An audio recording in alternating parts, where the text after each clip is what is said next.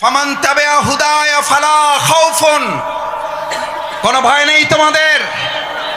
আমার ভাইয়েরা আমাদেরকে ভয় দেখিয়েছিলেন, আমাদেরকে ভয় দেখিয়ে আমাদের আজকের প্রধান মুফাসসির